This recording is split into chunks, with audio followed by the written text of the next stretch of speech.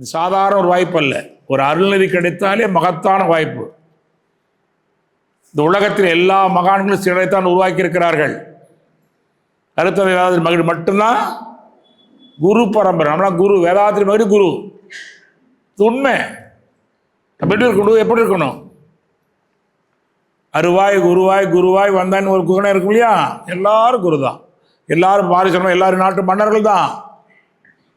ஒத்துக்கணும். முதல்ல நான் ஒரு திறமையானவன், சக்தி வாய்ந்தவன், எனக்கு நிகர் நான் தான்.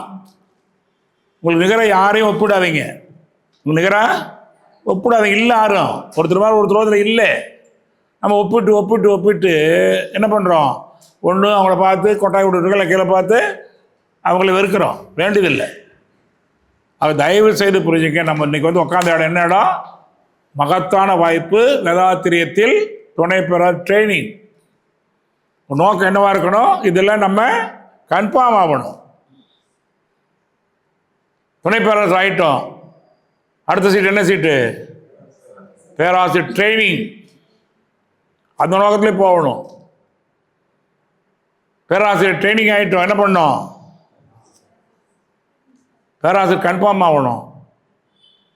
பேராசிரியர் என்ன பண்ணலாம்?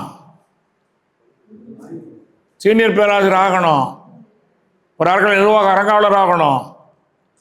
அதுக்கு முன்னாடியே சொல்ல பிறந்தே கூட வெறும் பேராசிரியர் மட்டுமில்லை, ஒரு தவமையை உருவாக்கணும். என்னுடைய தவமை இது. நான் நடத்துகிறேன். எனக்கு எல்லாரும் உதவியாக இருக்கிறாங்க. ஒரு பள்ளியில் போய் பயிற்சி கொடுக்குறேன், நிறுவனத்தில் போய் பயிற்சி கொடுக்குறேன், இல்லை கொடுத்துருக்குறேன்.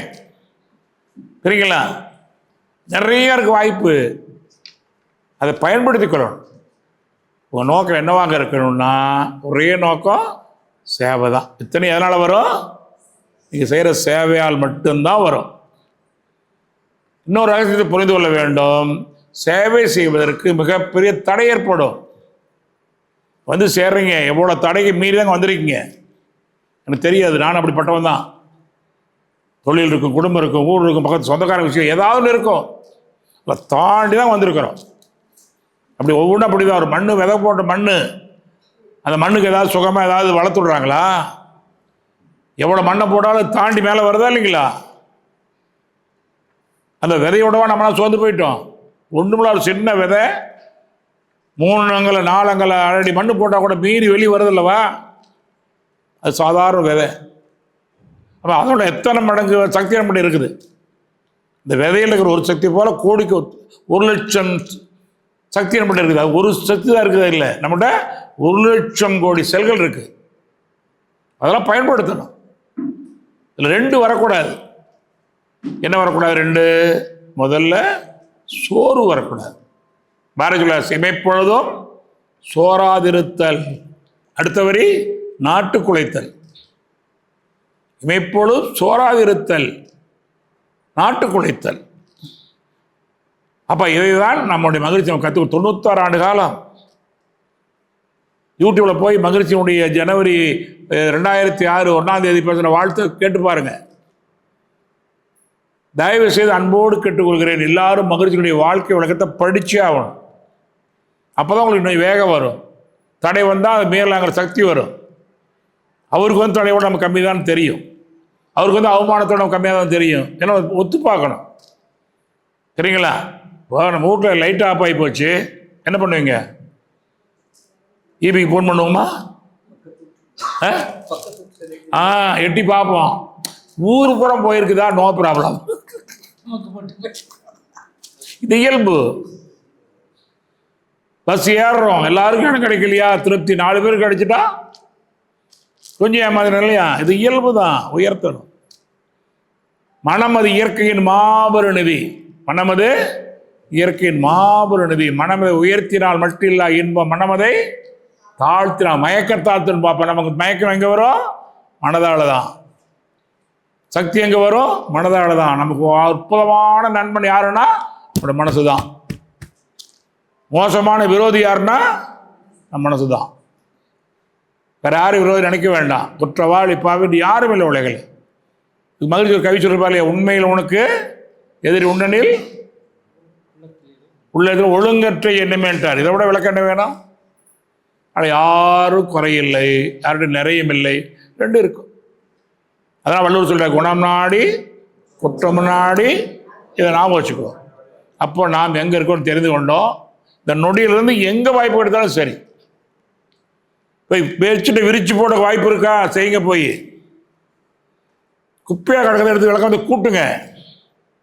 சாமிக்கு கூட்டியிருக்கிறார், சாமி செருப்படுத்து ஒழுங்காக அடுக்கியிருக்கிறார். சாமியில் இல்லை, என்ன மகிழ்ச்சி நமக்கு வழிகாட்டியவர் மட்டுமல்ல, வாழ்ந்து காட்டியவர். தயவுசெய்து யாராலும் ஒரு மாடலுக்கு வேதாத்தில் எடுத்துக்கிறோம்னா மகிழ்ச்சி தவிர யாரும் மாடலுக்கு எடுத்துக்காதீங்க.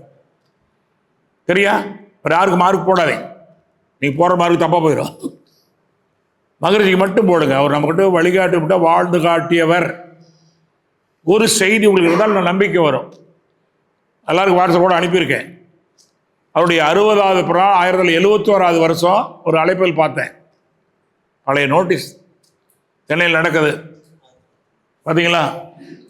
உங்களுக்கு அனுப்பிடுறோம், உங்களை குரூப் சேர்த்திடணும், அதில் தெரியணும்.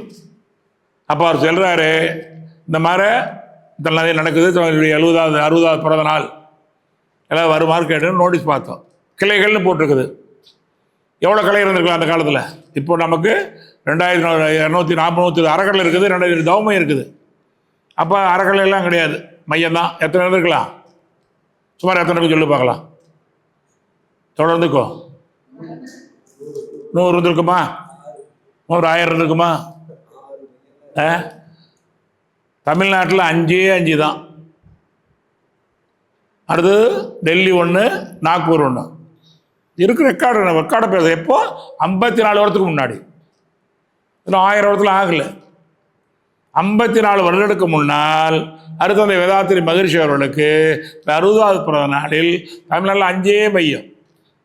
பாண்டிச்சேரி, கடலூர், ஊட்டி 1, சென்னை, வெளிமாநிலம் 2. இன்றைக்கி எவ்வளோ இருக்குது? 2600 சப் சென்டர் இருக்குது. இன்னும் அதிகமாகிட்டே இருக்குது. அப்போ இதுக்குள்ளே ஒரு 5-6 உருவாகிருக்கலாம். 400 அறக்கட்டளைகள் இருக்கிறது. 227 அறிவுத்திரு கோயில்கள் திறக்கப்பட்டு விட்டது. 15 கட்டிக்கிட்டு இருக்கிறாங்க. வெளிநாடுகள் அறிவுத்திரு கோயில்கள் 27 நாடுக்கு பயணித்திருக்கிறோம். ஐநா சபையில் ஆலோசனை உறுப்பினராக இருக்கிறோம். ஆக தயவு செய்து குருவுடைய பெருமை தெரியணும். இதில் யாரால? ஒரு வித்து கையில் ஒரு செடி கொடுத்தா அது என்ன ஆகும்? ஒரு வேப்ப செடி கொடுக்குறோம், வேப்ப கண்ணு. அன்னைக்கு கூட இந்த மரம் வளங்களால் தான் சொல்லுவோம், தயவுசெய்து இது செடி இல்லை, உங்கள் கண்ணு வேப்பம் கண்ணு, மாங்கண்ணு. ஏன் கண்ணு வச்சுருக்காங்க? அது கண்ணோட பாதுகாக்கணும்னு வச்சுருக்காங்க. இன்னொரு எவ்வளோ பெருந்தன்மையானவர்கள். இப்போ அந்த கண்ணு கையில் கொடுத்தா அது என்ன ஆகும்? மரமாகுமா? மரம் மட்டும்தான் ஆகுமா? தோப்பாகும். இது உண்மை. ஒவ்வொரு தோப்பு, ஒவ்வொருவருமே ஒரு தோப்பு. நீங்கள் சிறந்த பேராசிரியர் என்றால் உங்களால் 2 பேராவது ஒரு வருடத்தில் ஒரு அருளிதாக இருக்கணும். 2 ஒருத்தராவது. 10 பேருக்கு அடிப்படை கொடுத்தா ஒருத்தர் அருளியா இந்த எல்ஐசி மாதிரி பார்த்துட்டே வரணும். அதுதான் வெற்றிக்கு வழி. எங்கேயும் தொலைவெல்லாம் வேண்டாம். இந்த மாதம் ஒருத்தரையாக கூப்பிட்டு போய் அல்லது ஒரு இடத்துல ஒரு 10 பேர் சேர்றாங்களா, தாராளமாக பயிற்சி கொடுங்க. அவர்களுக்கு சொல்லியிருக்கேன், உங்களுக்கு இல்லைன்னா எங்கள் மண்டல தொடர்பு கொள்ளுங்க, உங்களுக்கு ஏற்படுத்தி தர்றோம். முதல்ல 2 மணி நேரம் காயக்கல் மட்டும் நடத்துங்க. இப்போ போயிட்டு வந்துட்டீங்கன்னா காயக்கல் நடத்த அனுமதி இருக்குது. ஒரு 2 பேர் சேருங்க, ஒரு 10-50 வீட்டுக்கு போங்க, ஒரு 10 பேர் வருவாங்க, உட்கார வச்சு 2 மணி நேரம் காயக்கல் மட்டும் நன்கொடையெல்லாம் நடத்துங்க. மண்டலோட தொடர்பு கொள்ளுங்க, அவர்கள் சொல்லுங்கள், நாங்கள் பணம் கட்ட தயாராக இருக்கிறோம். பணத்துக்காக போகக்கூடாது. அந்த 10 பேர் வந்துட்டாங்கன்னா 5 பேர் தொடர்ந்து வாங்க உடற்பயிற்சி சொல்லிக் கொடுக்குறேன்னா உடற்பயிற்சி ஒரு 10 நாள் சொல்லிக் கொடுங்க. அதுக்கப்புறம் தீட்சை ஆகணும் கொடுங்க. பணம் கட்டினா நன்கூட கடைசியாக துரி கொடுக்குற அன்னைக்கு குருகானுக்கு கேளுங்க, நிறைய பணம் தர்றாங்க. எவ்வளோ கிராமத்தில் கூட ஒரு அம்மா முதியோரில் வாங்கி சாப்பிட்டுட்டு இருக்குது எடப்பாடியில். கொண்டாந்து 200 ரூபா வச்சு, சாமி இவ்வளோதான் சாமி முடியுதுங்குது. அம்மா இந்த பணங்கள் நீ வாங்கி அவனுக்கு குருதட்சணைங்குது. என்னங்குது? இது குருதட்சணை சாமி, குருதட்சணை கொடுக்க வாங்கக்கூடாதுப்பா. அவங்க எத்தனைக்கு மாதம் 1000 ரூபா வாங்கி அதில் வாழ்ந்து கொண்டு இருப்பவர்கள். அப்படி நிறைய கொடுக்குறாங்க. ஒருத்தர் 1800 ரூபா கொடுத்தாங்க. நல்லா இருக்குங்க, இந்த ஒரு வாரத்தில் எனக்கு வித்தியாசம் இருக்குது, பொருள் இருக்குது, எங்கே கொடுக்குறோங்கிற அப்படி பண்ணுங்க. அவங்க அதுக்கு ஆயர்கள் நடத்துகிற அனுமதி பெற்றுக்கொள்ளலாம், தவங்களை கொடுக்கறது கற்றுக்கொள்ளலாம், உடற்பயிற்சி கற்றுக்கொள்ளலாம். எனக்கு வாய்ப்பே கொடுக்கலாம். அங்கே வாரத்துக்கு ஒரே ஒரு ஆட்கள் ஒரு அடிப்படை பயிற்சி கூட நடத்தாமல் இருக்கிறாங்க. ஒரு ஆள் 12 நாள் எத்தனை பேர் பயிற்சி கொடுக்க முடியும்? என்ன சொல்றது? சரிங்க, தப்பு இல்லை, உங்களுக்கு அனுமதி கண்டிப்பாக இருக்குது. இப்போது அடுத்த அறகளை தடையெல்லாம் எங்கிட்ட சொல்லுங்கள், சொல்லி உங்களுக்கு அனுமதி கொடுத்துட்றோம். அப்போ எப்போ கற்றுக்க முடியும்? கற்றுக் கொடுக்கும் போது தான் கற்றுக்கொள்ள முடியும். தான் மகிழ்ச்சியோட அருமையான வார்த்தை. எப்படி? கற்றுக் கொடுக்கும் போது தான் கற்றுக்கொள்ள முடியும். நீங்களும் வீட்டில் செய்யும்போது உடற்பயிற்சி சொல்லி செய்யுங்க. கூட உள்ள குழந்தைங்களாம் வீட்டில் இருந்தாலும் சொல்லுங்க, கைகள் மேலே வச்சு 4 மூச்சு 2 மூச்சு சொல்லிக்கிட்டே செய்யுங்க. அப்போ தான் அனுபவம் ஆகும். இல்லை போய் சொல்லும் போது என்ன ஆகாது, சொல்ல முடியாது. சித்திரம் கைப்பழக்கம், செந்தமிழ் நாப்பழக்கம், அது நல்லா பழக்கம் தான். திடீர்னு போய் நின்று நிற்க முடியாது. புரியுதுங்களா? அப்போ என்ன பண்ணு, தினசரி தவ நடத்த கூட சொல்லி நடத்துங்க. தனியாக உட்காந்தா கூட நான் மம்மந்துள்ள இடத்துல மற்றவோடு சொல்லி கொடுங்க. இப்போ காது கேட்கும், வாயில் ஒரு பதிவாயிரும், மனதில் ஒரு பதிவாயிரும். எங்கே போய் உட்காந்து தானாக வரும். இல்லைங்க தவெல்லாம் நான் நடத்த முடியாதுங்க, இல்லைங்க நான் எல்லாம் கூட்டமாக இருக்குங்க. என்ன ஆகும்? ஆரம்பம் அப்படி தான் இருக்கும். இதுதான் அடுத்ததை கொடுத்துக்கிட்ட குருவுடைய பெருமை. சரிங்களா? குரு யாரு? குருவனுக்கு வழிகாட்டுவர் மட்டுமல்ல, அதை ஞாபகம் வச்சு. குரு என்பவர் யார்? காலத்துக்கு அப்பாற்பட்டு சிந்திக்கக்கூடியவர்கள். காலத்துக்கு அப்பாற்பட்டு சிந்திக்கக்கூடியவர்கள், மனிதர்கள் மனிதனாக வாழ்பவர்கள். எங்கே போனால் வித்தியாசம் காமிக்காதீங்க தயவுசெய்து. இரு இடங்களில் நான் சீனியர் பேராசிரியர் இருக்கிறாங்க. என்ன சீனியர் சொல்லு பாருங்களா? இல்லை சீனியர் ஜூனியர் ஏது? இதுக்கு ஒரு கவி கொடுத்துட்டார் மகரிஷி.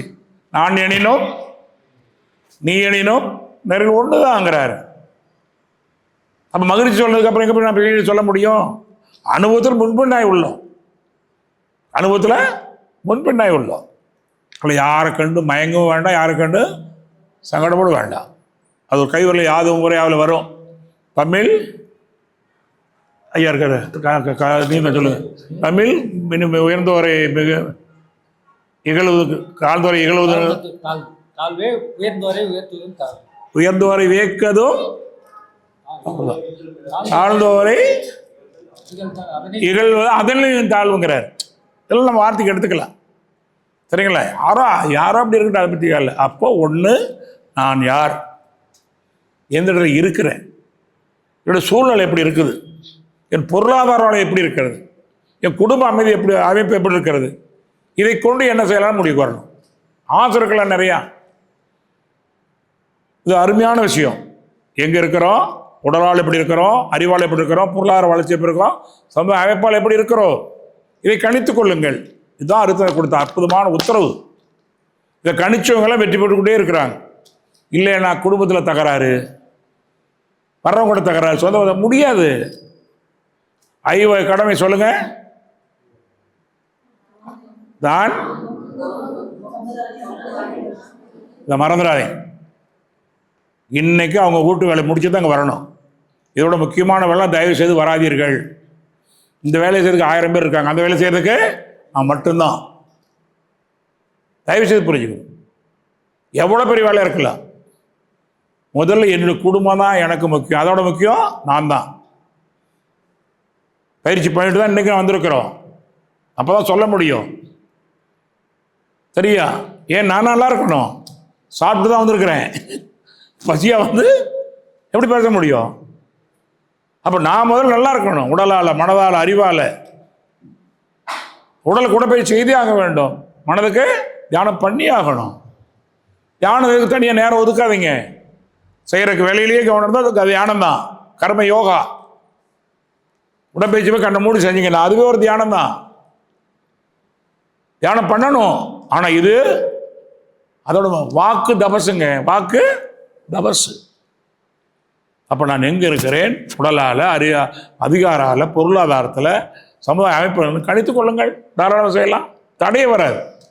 அப்படி தடை வருதுன்னா நீங்கள் போட்ட திட்டம் தப்பு. நல்ல திட்டம் பாதி வெற்றின்னு இப்போ சொல்லுவாங்க. அப்படிதையா? திட்டம் எழுவதே பாதி. அதான் எக்கனாமிக் எனர்ஜி சிஸ்டம் பாங்க. சிஸ்டம் இன்னைக்கு பாரு, சிஸ்டம் என்னைக்கு அவங்களை யாரையும் பார்க்கல. ஒரு வாட்ஸ்அப் போட்டோம் 11ஆம் தேதின்னு, எங்கள் பொறுப்பாளர் ரெடி பண்ணி ரெடியாக வச்சுருக்குறாங்க. எங்களுடைய ஈவோ வந்து எல்லாரும் வேணுங்கிற தேனி வேணும் கொடுத்துருக்காரு, சேர் எடுத்து போட்டிருக்கிறாரு. எப்படி நடக்குது சிஸ்டம்? திடீர்னு எல்லாம் வந்து உட்காந்துருப்பாடு, இன்னைக்கு உங்களை எல்லாம் வர சொன்னோம் அப்படின்னு எப்படி இருக்கும்? நீ எல்லாம் அவர் தலைமை பொறுப்பு இருக்கிற கேட்பீங்களா இல்லையா? சிஸ்டம் வீட்லையும் அப்படிதான். முதல்ல வெற்றிக்கு முதல் காரணம், வேதாத்திரி வெற்றிக்கு முதல் காரணம் சிஸ்டம், நேர மேலாண்மை. ஐயா சொன்னேன், எனக்கு ஒரு மீட்டிங் இருக்கியா, முடிச்சுட்டு வர, நீங்கள் ஆரம்பிச்சு வந்துட்டு 10 ஏழுக்கு 9 ஏழுக்கு நேரத்துக்கு வந்துடணும். நேரம் தள்ளி போகாமல் நினைவாய் பள்ளி கூடம் போய் ஆரம்பிக்கும் முன்னாலே அமர்ந்துட வேண்டிய இடத்துல இல்லை, வந்துடும். அங்கே உட்காந்து பேசிட்டு கூடாது. இது ஆலியார் போனீங்கன்னா என்ன வேலை? கிளாஸ்னா கிளாஸில் முதல்ல உட்காந்துடணும், முடிவுரைக்கு அங்கே தான் இருக்கணும், வேறு எதுவும் பேசக்கூடாது, அதை பற்றி சிந்திக்கணும். வெளியே போனால் அதை பற்றியே பேசணும். போய் பேசாமல் கொஞ்சம் ஓய்வு எடுக்கணும். உடலுக்கு ஓய்வு, அறிவுக்கு ஓய்வு கொடுங்க, தான் உங்களுக்கு ஓய்வு. அந்த நேரத்தில் பண்ணால் அடுத்து ஈஸியாக உங்களால் வாங்கிக்க முடியும். அப்போ போய் ஏதாவது பேசிட்டு சொல்லி இருக்கோடா, இதில் உங்களுடைய எனர்ஜி வீணாக போகக்கூடாது. அப்போ அங்கே போனால் என்ன கொள்முதல் பண்ணிட்டு வரணும். 3 நாள் சாதாரணமானதில்லை, மிகப்பெரிய கொள்முதல். சரியா? இதெல்லாம் நீங்கள் எங்கே இருந்தாலும் தனித்தன்மையாக தெரியும். யூனிஃபார்ம் பார்க்கும் போதே மிகப்பெரிய பெருமையாக இருக்கு எல்லாருக்கும்.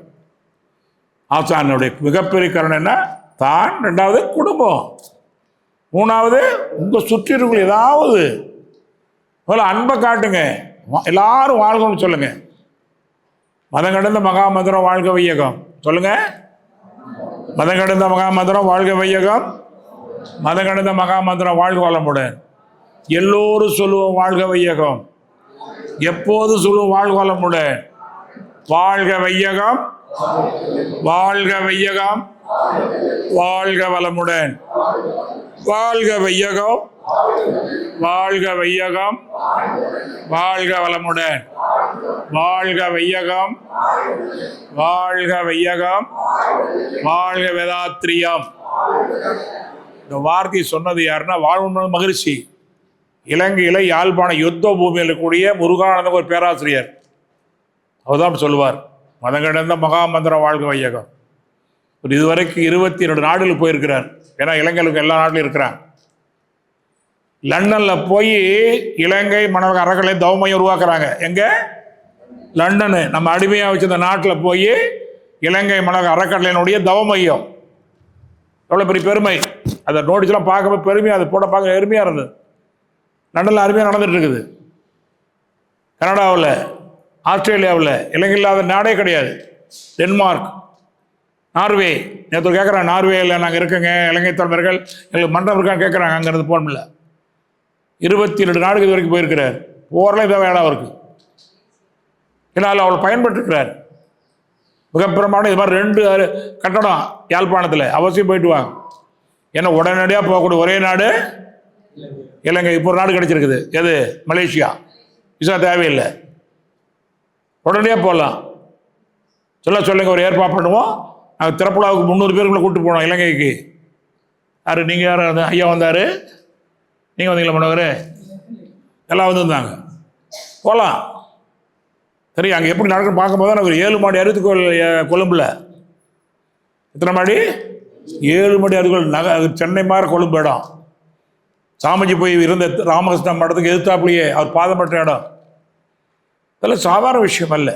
நம்ம எங்கே இருக்கணும் தெரிஞ்சுக்கணும். நாம் உள்ள இன்டர்நேஷனல் அமைப்பு இது. பன்னாட்டு சங்கம், சேவை சங்கம் வேறு எங்கேயுமே கிடையாது. அந்த வள்ளிநாயகன்னு நாகர்கோவிலுடைய நிர்வாக அரங்காவில் ஒரு வார்த்தை சொன்னார். நாகர்கோவிலில் சின்ன ஒரு பிரச்சனை, வரிக்கொலை ஒரு நிர்வாகத்தை மீட்டு எடுத்தோம்.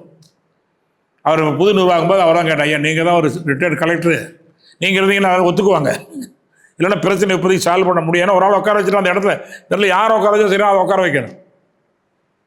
யார் அவங்கள உட்கார வச்சா அது சரியாக இருக்கும். அப்போ அது மாதிரி சொன்னோடனே ஏற்றுக்கொண்டார். இல்லையா ரிட்டையர்மெண்ட்டில் நம்ம மெதியார்களை பார்க்குறேன், பயிற்சி பண்ணுறோம், சரி கொஞ்ச நாள் இருங்கய்யா, அப்புறம் யாரும் உருவாக்கலான்னு சொல்லி உட்கார வச்சு சொன்னார். பார்த்துட்டு சொன்னார், இந்திய அரசாங்கத்துக்கு அடுத்தாப்பில் இப்படி ஒரு அமைப்பு வேறு எந்த அமைப்பும் இல்லைன்னார். நமக்கு தெரியாது. அங்கே தான் ஜெனரல் செக்ரட்டரி, மாவட்ட ஆட்சியாளர்கள், ஆர்டிஓ, தாசில்தார், விஓ இருக்கா இல்லைங்களா? அது மாதிரி நம்ம மறக்கலை. உலக சேவா சங்கம் தலைவர், துணைத் தலைவர், செயலாளர், பொதுச் செயலாளர், 16 மண்டலங்கள், ஆணுத்தில் அறக்கட்டளைகள், தவமையங்கள், சப் சென்டர்கள் நினச்சி பாருங்க. உங்களுடைய பேராசிரியர் ட்ரைனிங், பேராசிரியர் அருள்நிதி சிஸ்டம் அவ்வளோ அருமையாக இருக்குங்க. ஏன்னா சிஸ்டமே வெற்றி பெறும்.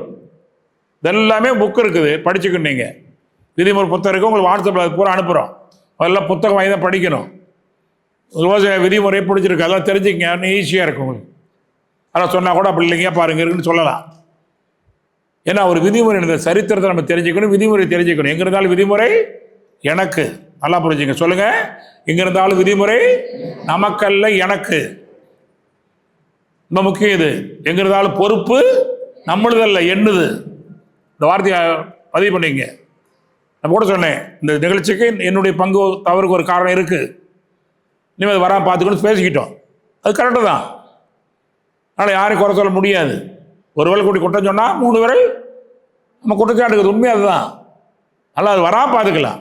தவறு என்பது தவறி செய்வது, தப்பு என்பது தெரிந்தே செய்வது. தவறு செய்ய திரும்பிடலாம், தப்புனாவும் வருந்தி ஆகணும். அப்போ எங்கே இருந்தாலும் விதிமுறை யாருக்கு? எனக்கு.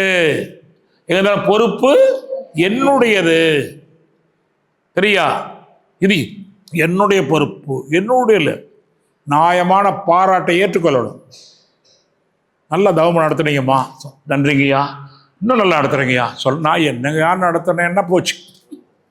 கிட்டத்தட்ட நல்லா பேசுனீங்கம்மா, ஒரு சில வார்த்தைகள் நல்லா சந்தோஷங்கய்யா, நல்லா பண்ணுங்க. நியாயமான பாராட்டை ஏற்றுக்கொள்ளுங்கள்.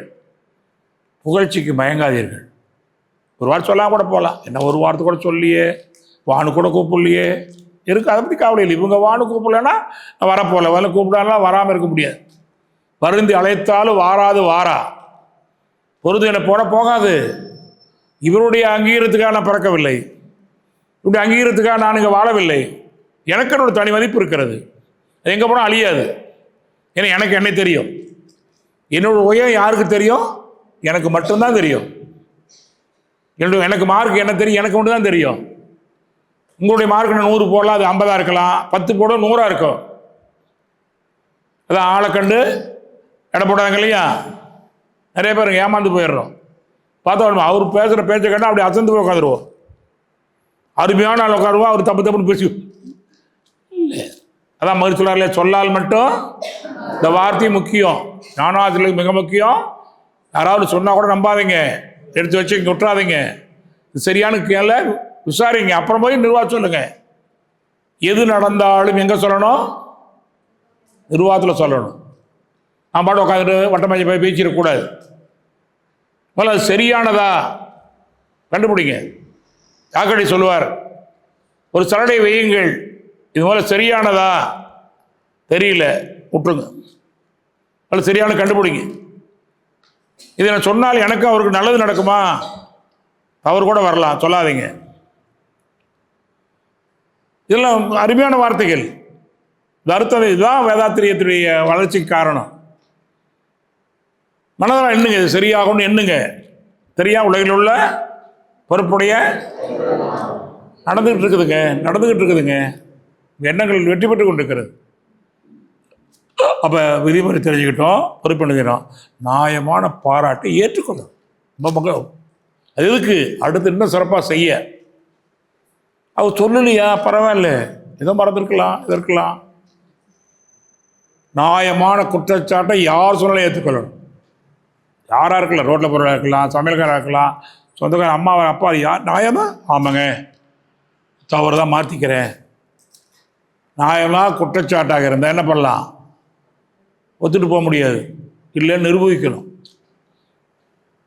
உன்னை தவறாக ஒரு புரிந்து கொண்டா தவறுலன்னு நான் நிரூபிக்கிற பொறுப்பு எனக்கு இருக்கிறது. நம்ம சட்டமே அதுதான். என் மேல் குற்றஞ்சாட்டப்பட்டால் என்ன பண்ணோம்? அது இல்லைன்னு நிரூபிக்கிற பொறுப்பு என்னுடையது தான். இதுதான் உண்மை. இப்போ நம்ம நாயின்னு ஒரு வார்த்தை சொல்லிட்டான்னு வச்சுக்கோங்க, சிந்திக்கணும், உண்மையா பொய்யா? நம்ம அடிக்கடி குறைச்சிக்கிட்டு இருக்கிறோம், நாய் தான் ஏற்றுக்கணும். நாய் இல்லைன்னு புரிய வைக்கணும். அதில் நாம் குலைச்சிட்டோம்னா நாயிற்கு கன்ஃபார்ம் ஆயிரும். அதுதான் இல்லைங்களா? வாயில் தான் சொன்னாங்க, நம்ம உண்மையிலேயே இப்படி ஆயிடக்கூடாது. வரும். எமைதூற்றி பழிப்போர்க்கும் வாழ்த்து கூறி, மகிழ்ச்சி என்ன சொல்றாரு? தூத்தல் தான் தெரியுமா? 2 தூத்தல் இருக்குது. ஒரு தூத்துறது என்னங்க? தானியத்தை சுத்தப்படுத்துவாங்க, அதுக்கு பேர் தூத்துறது தான். இன்னொருத்தர் என்ன பண்ணுவாங்க? ஒருத்தர் தூத்துறாங்க, அதுவும் சுத்தப்படுத்துறது தான். கோவப்படக்கூடாது, கரெக்டு தானே? அந்த குப்பையை சுத்தப்படுத்துகிறவன் நம்மளை ஒரு வார்த்தை சொல்லி நம்ம ஆன்மாவுடைய பதிவை நீக்குகிறார்கள். தான் மாதிரி சொல்கிறார், எமை தூற்றி பழிப்போருக்கும் வாழ்த்து கூறி. உன்னால் என்ன பண்ண முடியும்? வாழ்த்த தான் முடியும். என் வினையை வெளிப்படுவதாக எண்ணுங்கிறார். என்ன? என்னுடைய வினைன்னா நான் செஞ்ச செயல், நன்மை தீய பிறகு வாரா. அப்போ என் வினையை வெளிப்படுவதாக எண்ணி சுமை மனதில் கொள்ள வேண்டாம். சுமை மனதில் வேண்டியதில்லை, அது சுமக்க வேண்டிய அவசியம் இல்லை. தெரியுதா? அப்பப்போ டெலிட் பண்ணிடணும், சேவ் பண்ணிட்டா அப்புறம் அந்த கம்ப்யூட்டர் பார்த்து என்ன ஹேங் ஆச்சுங்கிறாங்கல்ல, இந்த கம்ப்யூட்டர் ஹேங் ஆகக்கூடாது. சரியா? அருமையான இறைவன் கொடுத்த அருமையான கம்ப்யூட்டர் எல்லாம் தூக்கி போட்டுக்கிட்டு பாரமாக இருக்குதுங்க, சங்கடமாக, இதெல்லாம் யாரு? நீ பண்ணதான். அப்போ டெலிட் பண்ணு. அதுக்கு எப்படி ஆன்டி வைரஸ் போடுற மாதிரி ஆன்டி வைரஸ் போட்டுக்க. ஆன்டி வைரஸ் என்ன நமக்கு சொல்லு பார்க்கலாம்? அந்த கம்ப்யூட்டருக்கு ஆன்டி வைரஸ் போடுறோம்ல, இதுக்கு ஆன்டி வைரஸ் என்னங்க? அருக்காப்பு சங்கல் மட்டும்தான். அதுக்கு முன்னால இறை உணர்வு, குறை உணர்வு. இறைவனையும் குறி உள்ளே வச்சுட்டிங்கன்னா இது உள்ளே நுழைய முடியாது. மனதில் என்ன இருக்கணும்? இறை உணர்வு இருக்கணும், குருவுடைய பெருமை இருக்கணும். அறநெறி, இறை உணர்வும் குரு உணர்வும். சரியா? அப்போ இது இருக்கும்போது அருக்காப்பு அடிக்கடி என்ன வேணும்? அப்பப்போ என்ன பண்ணோம்? இந்த சொல்லுவாங்க, என்ன பண்ணுவாங்க? இன்ஸ்டால் பண்ணிக்கணும், இல்லை அவுட் ஆஃப் ஆயிடுவோம்மா. அருக்காப்பு அடிக்கடி சொல்லிக்கொண்டே இருக்கணும். சரியா? அடிக்கடி சொல்லிக்கிட்டே இருக்கணும். ஏன்னா அதுதான் நமக்கு என்ன பண்ணிகிட்டே இருக்கிறது. அடிக்கடி என்ன பண்ணணும்? சங்கல்பம் சொல்லிக்கொள்ளணும், குரு நினைவோடு இருக்கணும். குருவுடைய மிகப்பெரிய முக்கியமான வார்த்தை சொல்லுங்க பார்க்கலாம். நெற்றியில் உச்சியில் சொல்லுங்க, நான் சொல்ல அப்படி சொல்லுங்க. நெற்றியில் உச்சியில் நாவமாவே இருப்பேன், உற்று உற்று பார்ப்பேன் என்னை, உலகை பின் கற்றபடி நடப்பேன், கருத்து விழிப்போடு பற்றற்று வாழும் பழக்கம் தானா வரும்.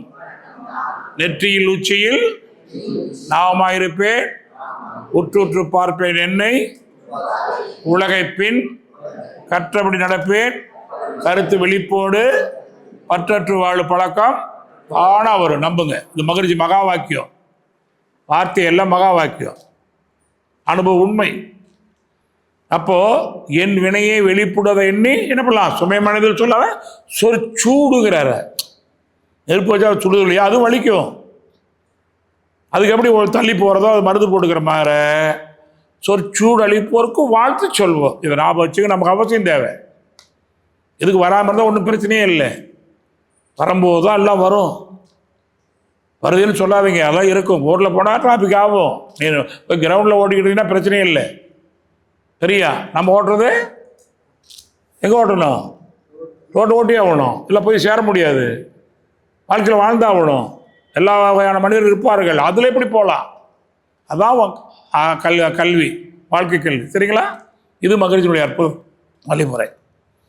அப்போ அடுத்த குருவனுடைய பெருமை என்ன? காலத்துக்கு அப்பாற்பட்ட உங்களுக்கு சிந்தனை வரும். பின்னாடி வரதை போய் முடிவு எடுப்பீங்க, கண்டிப்பாக முடியும். அது மட்டும் இல்லை, மனிதர்கள் மனிதராக வாழணும். அடுத்து அந்த ஏதாவது மனிதர்கள் மனிதராக வாழ்ந்தவர் ஒருத்தர் கேட்டாங்க, சுவாமி நீங்களாம் என்ன சாப்பிடுவீங்கன்னாங்க. நீங்கள் என்ன சாப்பிடுவேன்னா? இட்லி தோசை, அதை நான் சாப்பிடுவேன். அதான் சாப்பிடுவோம். சப்பாத்தி அதுவும் சாப்பிடுவோம். வீட்டில் என்ன செய்யலாம் அது மட்டும் கொடுமா, அளவாக மட்டும் கொடு. ஒரு அம்மா சொல்லுங்க, சுவாமி உங்களுக்காகவே எல்லாம் செஞ்ச சுவாமி, சாப்பிடலன்னா அழுவோம் சுவாமி. ஐயோ வேண்டாம்மா வைங்க, நான் சாப்பிட்டுட்டு அழுவுறேன். எவ்வளோ கிடைக்காருண்ணே. சுவாமி வேண்டாம் சாமி, எவ்வளோ சாப்பிடுங்க. யாராவது உணவுக்கு அழைத்தால் கண்டிப்பாக வருகிறேன். ஆனால் எங்கூட 4-5 பேர் வருவாங்க, அவர் சேர்த்து செய்யணும். செய்கிறத செய், இதுதான் மகன். சரியா? கடைசி வரைக்கும் மனிதர்கள் மனிதராக வாழ்ந்தவர், கடைகோடி மேல்கோடி உட்கார வைத்தவர்கள். நானெல்லாம் கடைகோடி கூழாங்கலை கடந்தவர். படிப்பறிவு இல்லை, கிராம வாழ்க்கை கடுமுடாக வாழ்ந்தவங்க தான்.